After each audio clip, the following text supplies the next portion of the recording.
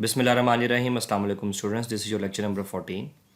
आज के लेक्चर में जो चीज़ हम लोग डिस्कस कर रहे हैं वो हमारे पास डिफरेंट वायरलेस कम्युनिकेशन टेक्नोलॉजीज़ और प्रोटोकॉल्स हैं जो कि आईओटी एनवायरनमेंट में बहुत ज़्यादा इस्तेमाल होते हैं। ये मैं आपको लेटर ऑन बताऊंगा कि हमें आईओटी एनवायरनमेंट के लिए स्पेशल वायरलेस कम्युनिकेशन क्यों रिक्वायर्ड होती है। जैसे कि इसकी मिसाल ये है कि जैसे कि आप लोग वाईफाई का इस्तेमाल करते हैं और wifi stands for wireless Fidelity, but wifi का इस्तेमाल हम लोग आईओटी एनवायरनमेंट में डायरेक्टली क्यों नहीं करते हैं। हम लोग उसको इस्तेमाल कर सकते हैं और हम उसको करते भी हैं, लेकिन हम लोग वाईफाई टेक्नोलॉजी के ऑल्टरनेट हम लोग ढूंढने की कोशिश करते हैं कि हम लोग कुछ ऐसे कम्युनिकेशन टेक्नोलॉजीज़ देखें जो जो हम ट्रेडिशनल कम्युनिकेशन टेक्नोलॉजी इस्तेमाल करते हैं उनसे थोड़ी सी मुख्तलिफ। और इसकी वजह मैं आपको थोड़ी देर तक बताऊंगा कि हम लोग अवेलेबल वायरलेस टेक्नोलॉजी से अवॉइड क्यों करते हैं और हम लोग स्पेशल वायरलेस कम्युनिकेशन टेक्नोलॉजीज़ क्यों देखते हैं आईओटी एनवायरनमेंट के लिए। तो ये बात मैं थोड़ी देर तक आपको डिस्कस करूँगा।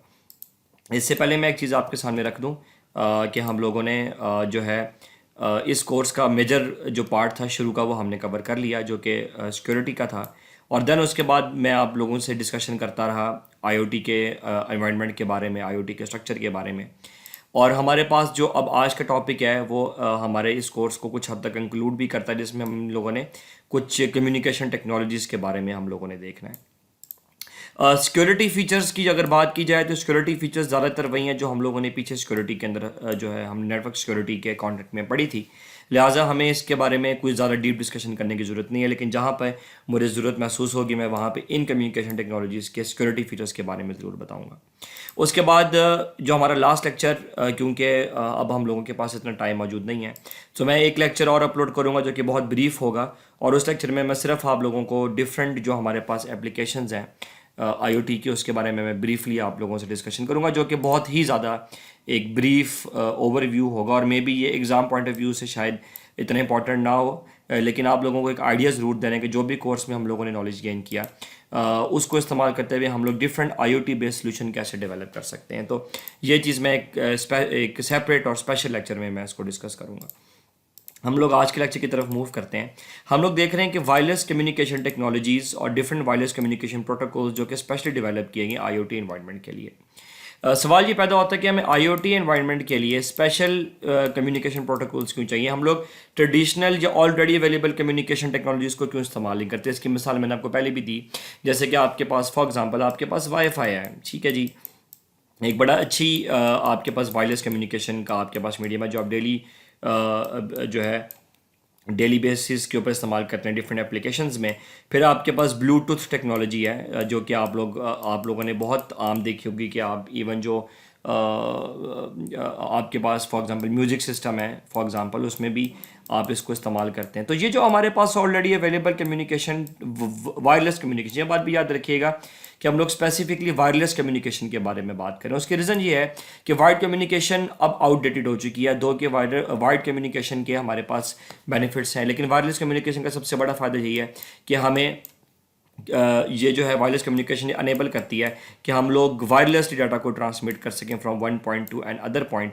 और इसका फ़ायदा ये होता है कि जैसे कि आपने फॉर एग्जांपल कोई हार्डवेयर डेवलप किया और आप चाहते हैं कि अब ये हार्डवेयर एक जगह के ऊपर फिक्स रहे, ठीक है। सपोज करें कि आपने एक बिल्डिंग है और उस बिल्डिंग के अंदर आपने कुछ सेंसर्स लगा दिए हैं और आप चाहते हैं कि जो सेंसर्स का डाटा है ये ट्रांसमिट होकर आपको किसी दूसरी बिल्डिंग में रिसीव हो। तो इसके लिए वायरिंग का सिस्टम बनाना, वायर्ड कम्युनिकेशन बनाना, दो कि हम लोकल एरिया नेटवर्क और या लैंड केबल्स वगैरह का इस्तेमाल कर सकते हैं। लेकिन वायरलेस कम्युनिकेशन में फ़ायदा ये है कि एक तो हमारे पास जो है ये जो एक मैस होता है वायर्ड कम्युनिकेशन का वो ख़त्म हो जाता है।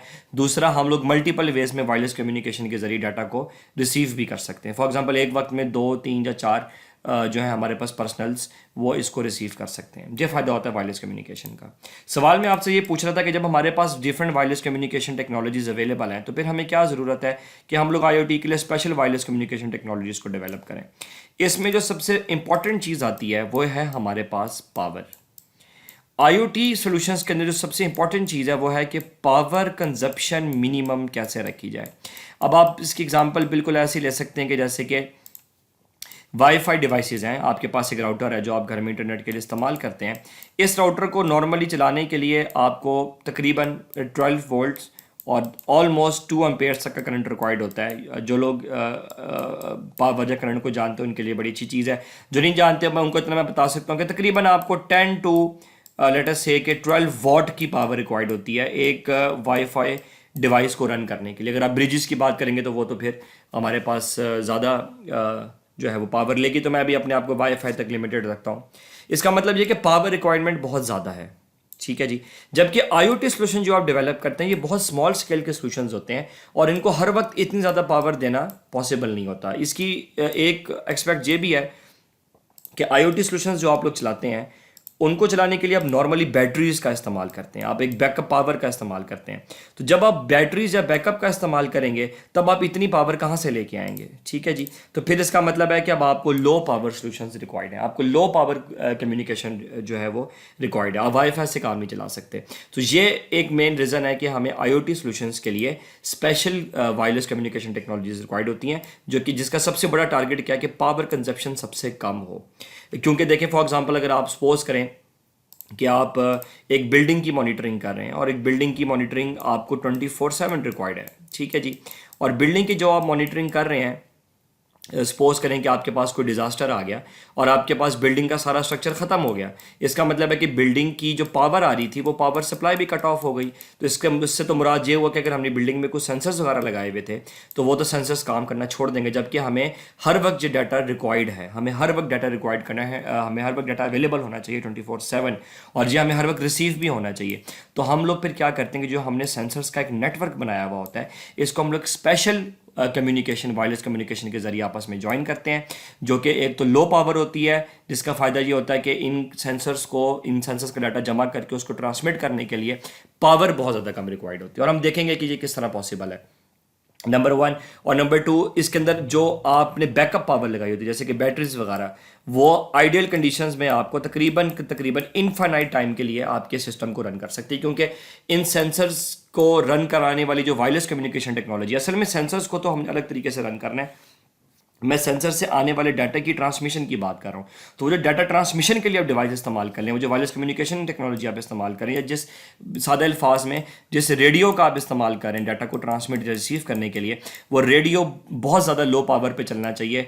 इतना लो पावर कि अगर वो बैकअप पावर पे चल रहा है तो आइडियली वो इनफाइनाइट टाइम के लिए चले, अगर उसको लॉन्ग टर्म के लिए पावर ना मिले, ठीक है जी।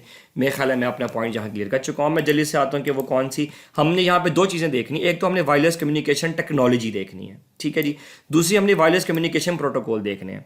वैसे तो ये दोनों चीज़ें इंटर रिलेटेड हैं, लेकिन मैंने इनको अलग किया हुआ है किसी वजह से। सबसे पहले तो हम डिस्कस करेंगे कि डिफरेंट वायरलेस कम्युनिकेशन टेक्नोलॉजीज कौन सी, जिसमें सबसे ज़्यादा प्रोमिनेंट जिसका नाम आपको IoT में सुनने को मिलेगा वो ZigBee है, और उसके बाद BLE है। ये BLE बेसिकली वही ब्लूटूथ है जो आप रियल लाइफ में देखते हैं, लेकिन ये एक स्पेशल ब्लूटूथ टेक्नोलॉजी है जो कि IoT इन्वायरमेंट के लिए स्पेशली डेवलप की गई। वो है Bluetooth low energy, B for Bluetooth, और जो आपको LE नज़र आ रहा है, L for low and E for energy. ये ऐसी ब्लूटूथ टेक्नोलॉजी है जो कि लो एनर्जी के ऊपर रन होती है। उसके बाद हमारे पास हैं कम्युनिकेशन प्रोटोकॉल्स। कम्युनिकेशन प्रोटोकॉल्स क्या है? IoT डिवाइसेस जो आप डेवलप करते हैं उसकी एक स्पेशल डिमांड है, जिसमें सबसे बड़ी डिमांड है कि सेंसर डाटा को कलेक्ट कैसे किया जाए, उसको जमा कैसे किया जाए, और जमा करने के बाद उसको ट्रांसमिट कैसे किया जाए। तो ये टेक्नोलॉजीज़ में भी प्रोटोकॉल इस्तेमाल होते हैं। मैं आपको इन दोनों में डिफरेंस बता दूं। टेक्नोलॉजी और प्रोटोकॉल में डिफरेंस क्या होता है? टेक्नोलॉजी तो वो चीज़ होती है जिसके ज़रिए से आप वायरलेस कम्युनिकेशन को के सारे सेटअप को बनाते हैं, और कम्युनिकेशन प्रोटोकॉल वो चीज़ होती है कि आप उस कम्युनिकेशन को चलाने के लिए आप स्टैंडर्ड क्या बनाएंगे। सो कम्युनिकेशन टेक्नोलॉजी को डेवलप करने के टाइम पे हम लोग कुछ सर्टन स्टैंडर्ड फॉलो करते हैं, उन स्टैंडर्ड्स को हम लोग कम्युनिकेशन प्रोटोकॉल बोलते हैं। मिसाल के तौर पे सपोज करें कि मैं कम्युनिकेशन टेक्नोलॉजी बना रहा हूँ और मैं कहता हूँ कि मेरे पास फ्रीक्वेंसी जो है, आप जानते हैं मैंने आपको लास्ट लेक्चर में बताया था, वो 80 मेगाहर्ट्ज़ की फ्रीक्वेंसी होनी चाहिए। ट्रांसमिशन पावर आपके पास 80 मिलीवाट होनी चाहिए। और मुझे पता है कि आप में से बहुत सारे लोगों को इन बातों का नहीं पता, लेकिन मैं सिर्फ इतना बता रहा हूँ कि ये एक आपने स्टैंडर्ड सेट किया। कोई और आता है वो कहता नहीं जी जो आपके पास फ्रीक्वेंसी है वो 810 मेगाहर्ट्ज़ की होनी चाहिए और 800 मिलीवाट की ट्रांसमिशन पावर होनी चाहिए। तो क्योंकि स्टैंडर्ड चेंज हो गया तो टेक्नोलॉजी भी चेंज हो गई। तो असल में टेक्नोलॉजी और स्टैंडर्ड एक ही चीज़ है, सिर्फ फ़र्क ये है कि स्टैंडर्ड जो है वो बेसिकली डेवलप किया जाता है। अच्छा, स्टैंडर्ड हम लोग बनाते क्यों हैं? स्टैंडर्ड बनाने की एक वजह ये भी होती है कि डिफरेंट कम्युनिकेशन जो सिस्टम चल रहे हैं वो आपस में एक दूसरे को इंटरफेयर ना करें, क्योंकि अगर आप लोग इस दुनिया में कम्युनिकेट करें तो बहुत सारी कम्युनिकेशन टेक्नोलॉजीज़, बहुत सारी कम्युनिकेशंस ऑलरेडी चल रही हैं। तो ये ना हो कि आप एक ऐसी कम्युनिकेशन को इंट्रोड्यूस करा दें जो किसी एग्जिस्टिंग कम्युनिकेशन से इंटरफेयर करे। इसलिए हम लोग स्टैंडर्ड्स बनाते हैं ताकि हमें पता चले कि ये कहीं किसी और कम्युनिकेशन सिस्टम से इंटरफेयर ना करे।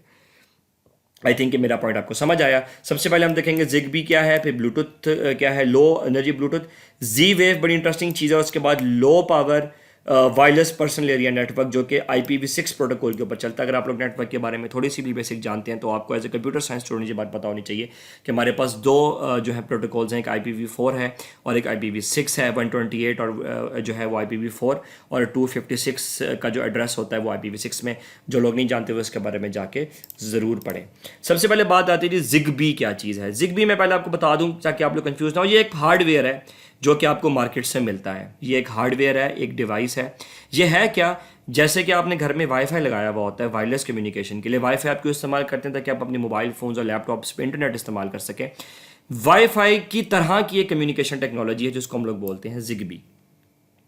जिगबी सबसे पहले क्या चीज़ है, जिगबी की सबसे अच्छी बात यह है कि ये low power wireless IoT network बनाने के लिए इस्तेमाल होती है। अच्छा, याद रखिएगा कि जिगबी जो है ये असल में नेटवर्क्स बनाने के लिए इस्तेमाल होती है। जैसे कि आपने पढ़ा होगा स्टार टोपोलॉजी आपके पास होती है, आपके पास मैश टोपोलॉजी होती है और बहुत सारी आपके पास नेटवर्क की टोपोलॉजीज़ हैं।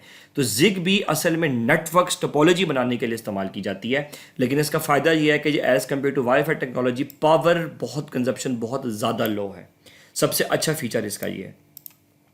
उसके बाद जिगबी जिस कम्युनिकेशन प्रोटोकॉल का इस्तेमाल करती है, मैंने आपको बताया था कि ये इंटरलेटेड है, वो IEEE 802.15.4।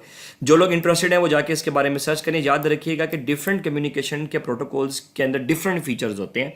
जैसे कि ये कम्युनिकेशन प्रोटोकॉल का जो फीचर है वो ये है कि फ्रीक्वेंसी रेंज 2.4 गीगाहर्ट्ज़ है। मतलब आप 0 से लेके 2.4 गीगाहर्ट्ज़ तक कोई भी फ्रीक्वेंसी का इस्तेमाल कर सकते हैं। ठीक है, ये एक और अच्छा जिगबी का फीचर है कि आपके पास बहुत सारी फ्रीक्वेंसी की ऑप्शंस हैं। फ्रीक्वेंसी रेंज या बैंडविड्थ बहुत अच्छी है आपके पास, और इसमें लाइसेंस की भी ज़रूरत नहीं पड़ती, क्योंकि याद रखिएगा जो आप कम्युनिकेशन नेटवर्क के ऊपर करते हैं उसके लिए आपको लाइसेंस ज़रूरी होता है। इसकी मिसाल है कि जो आप मोबाइल फ़ोन मार्केट से परचेज़ करके लाते हैं, आपने सुना होगा कि ये मोबाइल फ़ोन्स PTA अप्रूव्ड होने चाहिए। ये PTA अप्रूव्ड क्यों होने चाहिए? क्योंकि जिस कम्युनिकेशन मीडियम पे आप अपने मोबाइल फ़ोन से कन्वर्सेशन करेंगे वो कम्युनिकेशन जो मीडियम है या वो जो कम्युनिकेशन प्रोटोकॉल है वो किसी और कम्युनिकेशन टेक्नोलॉजी से इंटरफेयर ना करें। जैसे कि मिलिट्री कम्युनिकेशन, तो आपकी मिलिट्री कम्युनिकेशन और आपकी मोबाइल कम्युनिकेशन अलग अलग हो। तो यही इन्हीं चीज़ों को हम लोग स्टैंडर्ड बोलते हैं। ठीक है जी। तो जिगबी जिस कम्युनिकेशन स्टैंडर्ड पे काम करता है वो ये है, और फ्रीक्वेंसी रेंज मैंने आपको बता दी। सबसे अच्छा फीचर जिगबी का ये AES इंक्रिप्शन को सपोर्ट करता है। AES stand for advance encryption standard. ये एक इंक्रिप्शन स्कीम है जो कि जैसे कि मैंने आपको इंक्रिप्शन स्कीम्स पढ़ाई थी जिससे डाटा की सिक्योरिटी आपको अनेबल होती है। सबसे अच्छी बात इसकी रेंज है। ये तकरीबन 300 मीटर तक की रेंज तक आपको डाटा प्रोवाइड कर सकता है। लेकिन ये लाइन ऑफ साइट रेंज है। लाइन ऑफ साइट रेंज ये होती है कि सपोज करें कि एक बिल्डिंग आपके पास ये है, एक बिल्डिंग ये है, और ये आपस में डायरेक्ट कम्युनिकेशन करें, मतलब बीच में कोई हर्डल नहीं है।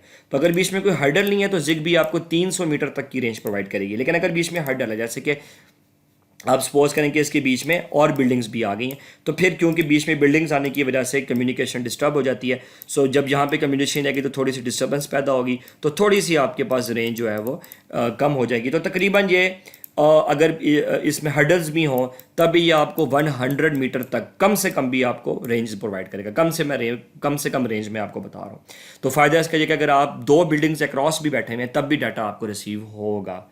और ये सबसे अच्छा फीचर है जिगबी का कि आप बिल्डिंग्स के अंदर भी ऐसी डिवाइसेस लगा सकते हैं। फ़ायदा क्या है? देखिए, फ़ायदा ये है कि आपने डाटा, सेंसर डाटा आपको रिसीव होना चाहिए।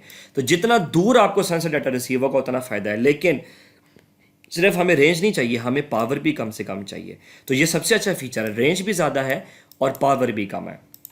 जिगबी का सबसे अच्छा फ़ायदा डाटा रेट 250 KB तक का प्रोवाइड करता है, जो कि थोड़ा सा कम है। इसका मतलब यह है कि डाटा ट्रांसफर रेट ज़्यादा अच्छा नहीं है।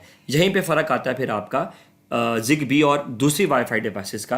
वाईफाई डिवाइस बेशक के ज़्यादा पावर पे चलती हैं लेकिन वो डाटा ट्रांसफ़र रेट आपको बहुत अच्छा देती हैं। जैसे कि आप 5 to 6 MB तक का डाटा आपकी वाईफाई डिवाइसेस सपोर्ट कर लेती हैं। यह जिगबी का एक ड्रॉबैक है कि डाटा ट्रांसफ़र रेट आपको स्लो देता है। लेकिन ज़्यादा डाटा ट्रांसफ़र रेट के लिए फिर आपको पावर भी ज़्यादा चाहिए, जो कि हमारे केस में हमें ज़रूरत नहीं, हमें लो पावर रिक्वायर्ड है। ट्रांसमिशन पावर ये होती है कि कितनी ताकत से सिग्नल को ट्रांसमिट करता है।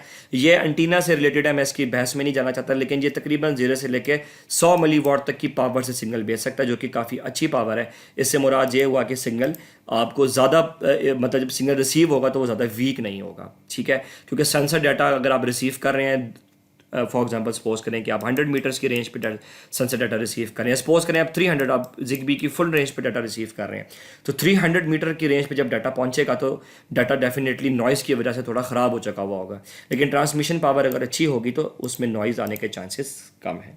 जो लोग इंटरेस्टेड हैं वो जी इस वेबसाइट पर चले जाएँ, आपको जिगबी के बारे में ज़्यादा और इन्फॉर्मेशन मिल सकती है। ये हार्डवेयर मैंने आपको ऑलरेडी दिखा दी। तो जिगबी क्या है?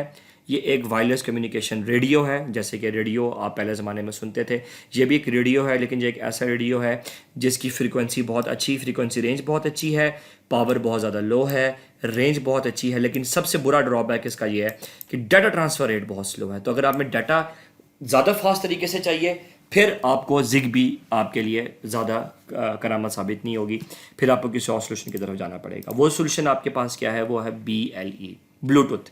लेकिन ये स्पेशल ब्लूटूथ है जो कि लो एनर्जी है, ये वो ब्लूटूथ नहीं है जो आप रियल लाइफ में देखते हैं या रियल लाइफ में इस्तेमाल करते हैं, लेकिन ज़्यादातर जैसे कि फॉर एग्जांपल आप हेडफोन्स वगैरह इस्तेमाल करते हैं, उसमें भी आज के लिए लो एनर्जी ब्लूटूथ चलता है। उसकी रीज़न ये होती है कि जैसे कि आप हेडफोन का इस्तेमाल करें तो उसकी बैटरी टाइम जो है वो 2 to 3 आवर्स होनी चाहिए।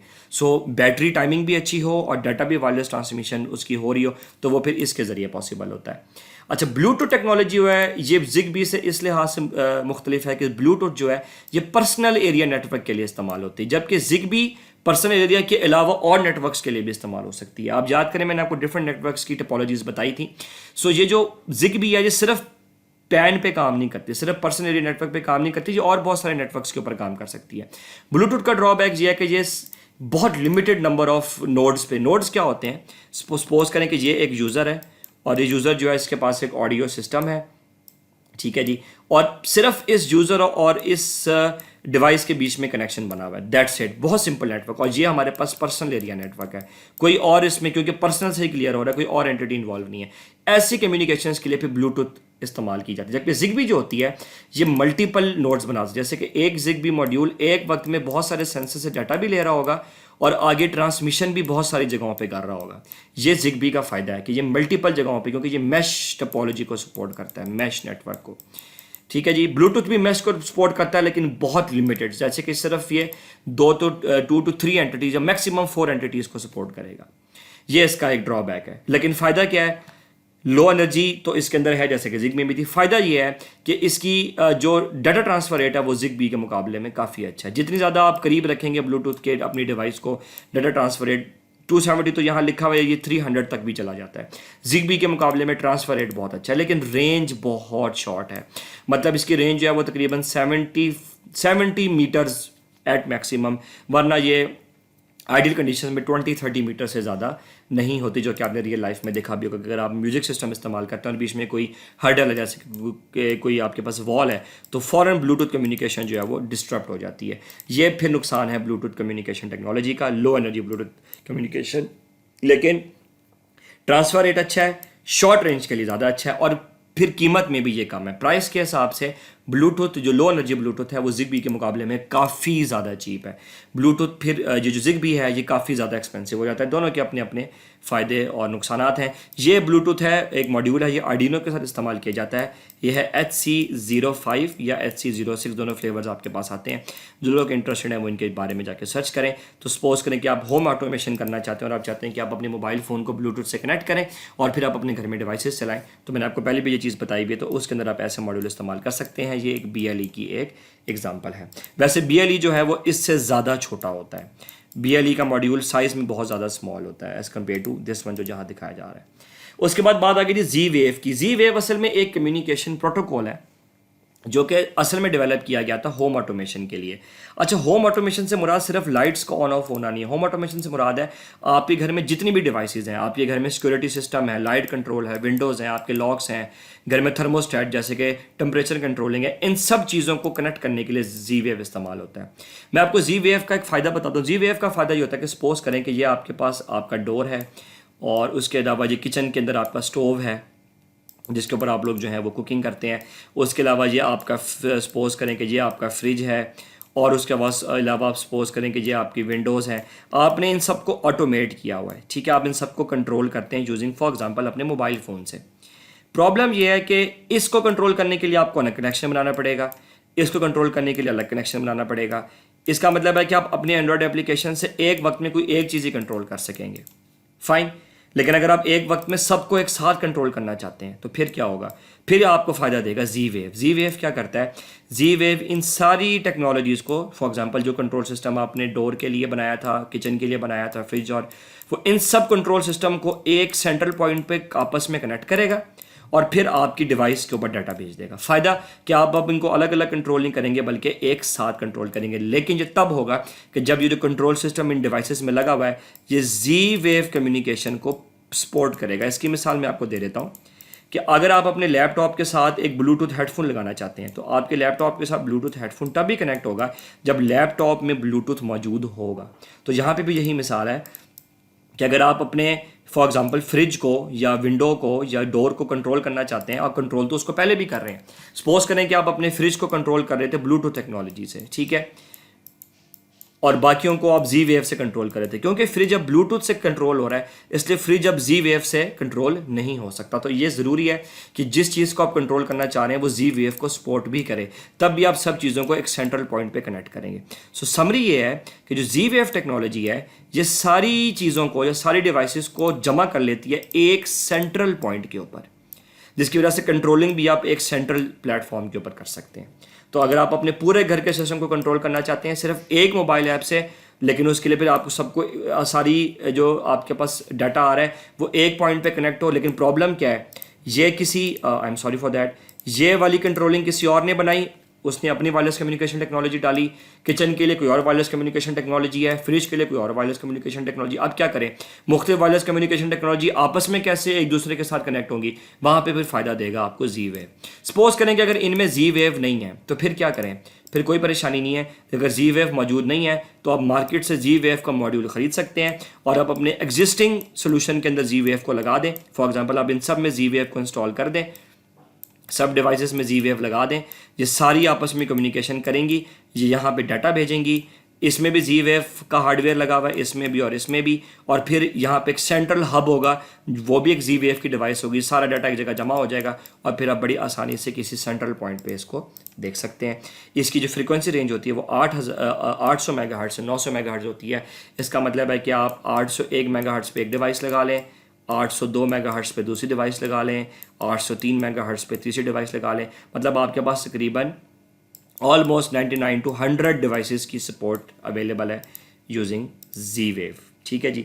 तो ये एक इसका फ़ायदा है और आप इसको एक्सटेंड भी कर सकते हैं डिफरेंट नेटवर्क टोपोलॉजीज लगा के। एनर्जी इसकी बहुत ज़्यादा लो होती है और असल में जी वेव कम्युनिकेशन प्रोटोकॉल है। आप जाके इसको नेट के ऊपर सर्च कीजिएगा कि कम्युनिकेशन, क्योंकि मैं कम्युनिकेशन प्रोटोकॉल की डिटेल में इसलिए नहीं जा रहा कि इसमें फिर बहुत ज़्यादा टेक्निकलिटीज़ इन्वॉल्व हो जाती हैं, जो कि मैं यहाँ पे अभी एक्सप्लेन नहीं करना चाह रहा। उसके बाद हमारे पास लास्ट आता है 6LoWPAN। मैं आपको बता देता हूँ 6 क्या चीज़ है जी। 6 है IPv6 over low power. LO का मतलब लो पावर, W का मतलब वायरलेस, PAN का मतलब पर्सनल एरिया नेटवर्क। तो ये असल में क्या है, ये एक ऐसा कम्युनिकेशन प्रोटोकॉल है जो कि सबसे पहली बात क्या है, लो पावर है, ठीक है, नंबर 1। ये सपोर्ट करता है IPv6 जो है प्रोटोकॉल को, नेटवर्क प्रोटोकॉल को, और इसके बाद ये पर्सनल एरिया नेटवर्क के लिए है स्पेसिफिकली, और ये वायरलेस भी है, ठीक है जी। तो इसके बारे में मैं ज़्यादा डिटेल नहीं बताना चाहूँगा, मैं सिर्फ आपको इतना बता देता हूँ कि low power wireless personal area network क्या चीज़ है। ये बेसिकली एक ऐसा वायरलेस कम्युनिकेशन प्रोटोकॉल है जो कि इस्तेमाल किया जाता है डिफरेंट सेंसर्स को आपस में इफेक्टिवली कम्युनिकेट करवाने के। जैसे कि सपोज करें कि आप एक वक्त में 500 सेंसर्स को कनेक्ट करना चाह रहे हैं। ये ज़्यादा बड़ी एप्लीकेशन में सेंसर्स की तादाद इतनी होती है। अब इतने सारे सेंसर्स के लिए आप एक एक जगह पे जिगबी या एक एक जगह पे ब्लूटूथ नहीं लगा सकते। फिर फ़ायदा क्या होता है, फिर आप ज़्यादा स्पीड वाले प्रोटोकॉल की तरफ जाते हैं, जैसे कि IPv6 या IPv4 है। अब जब मैं तो IPv6 की बात करूँगा, तो फिर ऐसी टेक्नोलॉजीज जहाँ पे आप मल्टीपल सेंसर्स को कनेक्ट करना चाहते हैं वो भी वायरलेसली, फिर वहाँ पे आप लो पावर, और फ़ायदा क्या है कि ये लो पावर भी है, सपोर्ट किसको करती है? IPv6 प्रोटोकॉल को। तो फ़ायदा क्या होता है? स्पीड बहुत ज़्यादा बढ़ जाती है। तो आप जब डाटा पैकेट्स भेजने की कोशिश करते हैं वायरलेस सेंसर नेटवर्क में, जहाँ पे बहुत सारे सेंसर्स हैं जो वायरलेस वे में आपस में कनेक्टेड हैं, और आप कम्युनिकेशन प्रोटोकॉल कौन सा इस्तेमाल करना चाहते हैं? IPv6, क्योंकि IPv6 का फ़ायदा ये है, असल में मैं ये बात क्लियर कर दूं कि IPv6 में लेयर्स बहुत ज़्यादा हैं। IPv6 सिक्योरिटी बहुत अच्छी प्रोवाइड करता है, डाटा करप्शन बहुत ज़्यादा लो है, आपके पास IP एड्रेस असाइन करने की पॉसिबिलिटीज़ बहुत ज़्यादा है, इसलिए IPv6 हमारे लिए सबसे आइडियल है। लेकिन फिर इसके अपने ड्रॉबैक्स हैं कि ये ZigBee की जितना लो पावर नहीं होता है, and so on so fourth. Range के हवाले से तो खैर जी ठीक होता है। एंड दैट्स इट, ये हमारा आज का लेक्चर था। मैंने ये लेक्चर थोड़ा फास्ट पेस में जो है डिलीवर किया है, मैं इस बात को अच्छी तरीके से जानता हूँ, लेकिन उसकी रीज़न ये है कि मैंने जो कम्युनिकेशन टेक्नोलॉजीज़ आपको बताई हैं, अगर हम लोग इसकी टेक्निकल डिटेल्स में जाएँ तो वो बहुत ज़्यादा है, इसलिए मैंने इन चीज़ों को सिर्फ एक ओवरव्यू बताया। सिर्फ आप ये याद रखें, for example ZigBee low power है, इसकी रेंज ज़्यादा है, ब्लूटूथ की रेंज कम है, पावर तो लो है, लेकिन डाटा ट्रांसफ़र रेट अच्छा है। Z-Wave ZigBee और ब्लूटूथ के मुकाबले में इसलिए अच्छा है कि ये मल्टीपल डिवाइसेस को एक पॉइंट पे कनेक्ट कर लेता है, और 6 लो डब्ल्यू पैन जो है, इसमें फ़ायदा है कि ये है कि ये IPv6 को सपोर्ट करता है। इससे ज़्यादा मैं नहीं चाहूँगा कि आप इसकी डिटेल में जाएँ, क्योंकि अगर आप हम लोग इसकी डिटेल में जाएंगे तो फिर टॉपिक बहुत ज़्यादा टेक्निकल हो जाएगा। लेकिन अगर आप सिर्फ इन टेक्नोलॉजीज़ के बारे में जान लें, जिसमें स्पेसिफिकली मैं चाहूँगा कि आप ZigBee और BLE और Z-Wave, इन तीन के बारे में आपको ज़रूर पता हो, ताकि अगर आप फ्यूचर में IoT पे काम करें तो आपको ये कम्युनिकेशन टेक्नोलॉजीज़ के बारे में पता होना चाहिए। And that was it. इंशाल्लाह इसके बाद हम लोग आपके फाइनल एग्जामिनेशन में ही मिलेंगे, लेकिन उससे पहले एक बहुत ब्रीफ सा लेक्चर आएगा जिसमें मैं आपको सिर्फ IoT की एप्लीकेशंस के बारे में बताऊँगा। सो इंशाल्लाह we will meet in final exam. इंशाल्लाह, स्टे होम, स्टे सेफ।